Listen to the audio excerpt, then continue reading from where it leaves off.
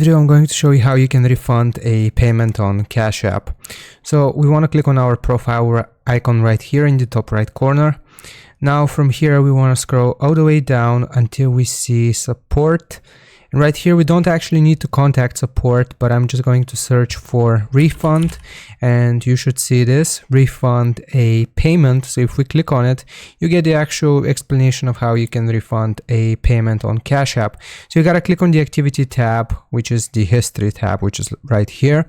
Then you have to select the payment itself. So you just gotta press on the payment itself, and at the top right corner you should see 3 dots for the payment. You gotta click on them, and at the top you should see the option to refund. So after you click on refund, obviously you have to select OK just to confirm it, and that's it. That's how you will refund a payment on Cash App. I can't show you how to do it directly because I don't have any payments right here, but here's the history and where you will be able to find it, and you just gotta click on it, and like we said, the 3 dots and then refund. That's how I do it. Hope this helps. Don't forget to like and sub. I'll see you next time.